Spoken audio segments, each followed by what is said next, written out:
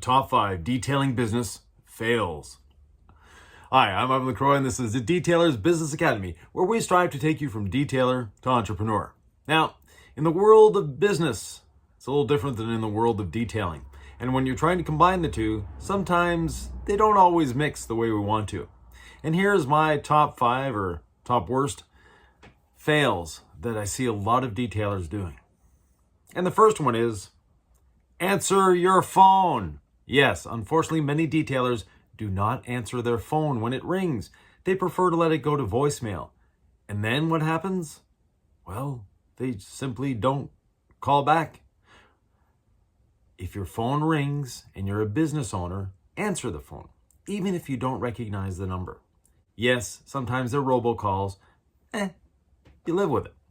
But they could be a customer that wants you, a customer that wants to pay you.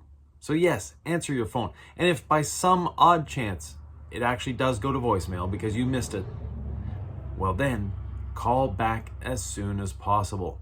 It's called great customer service, and you need to have the best customer service possible to win those customers. The next fail, we're booked out for 2 months. Yeah, no, it doesn't work. Your customers want you now. You don't go to a restaurant and say, "Oh, I'm so hungry." And the waiter replies, "Well, sure, we can serve you a meal in 6 weeks." It doesn't work that way.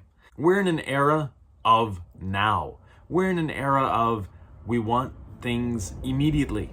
We're used to getting stuff shipped almost the same day. So people want their services when they want them.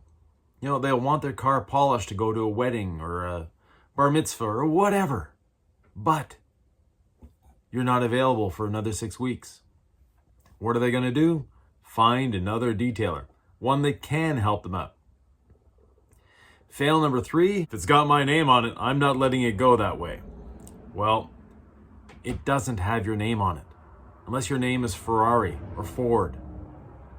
Your name is not on the car. You provided a service to the customer, a service that they paid for, they agreed to, and that's what they're getting. If the customer asked you for a hot dog, no matter what you're doing, do not give them a steak.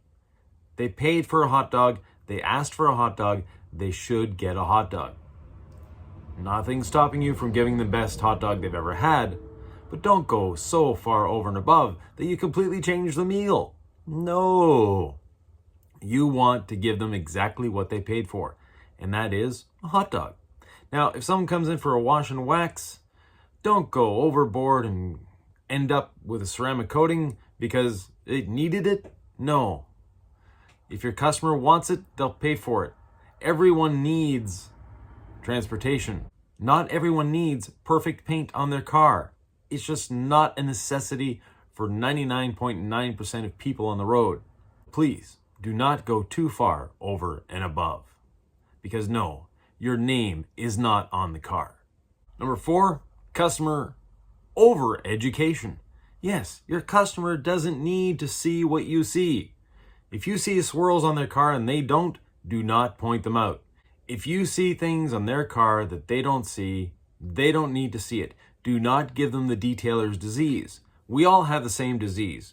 You pull up to a light, you see a white car that needs iron remover. You see a black car full of buffer trails.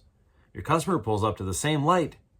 You see a white Ford and a black Toyota. That's all they see. Do not allow your customers to see what we see. It's part of the curse of being a detailer. You're seeing all those little swirls and imperfections and all that stuff that drives us crazy.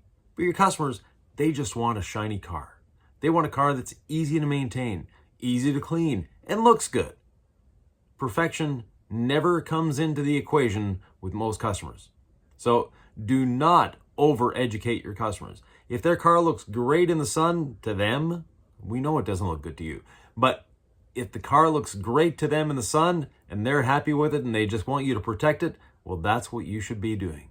You shouldn't be trying to sell them a service that they don't want.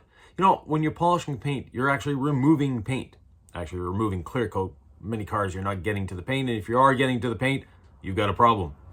But that being said, there is no need to bring a car to perfection for a customer that the next week is going to take it through the car wash or is going to take out grandpa's old chamois to dry it off. No, you don't need to do that. You need to give the customer what they want, not what you want. Put away those headlamps, put away those super bright lights, and do not show them to your customer. The final business fail, treating your business as a hobby. Now, you probably started off as a hobby, and that was a great thing. But in your business, you shouldn't treat it as a hobby. My friend, Pan the Organizer, you've probably seen 1 or 2 or 20 of his videos. Anyways, you'll notice he has this shelf in the background just loaded. I mean loaded with products. As a professional detailer, that shelf should be empty or darn close to it. You don't need 22 waxes. You do not need 16 polishes. You don't need any of that.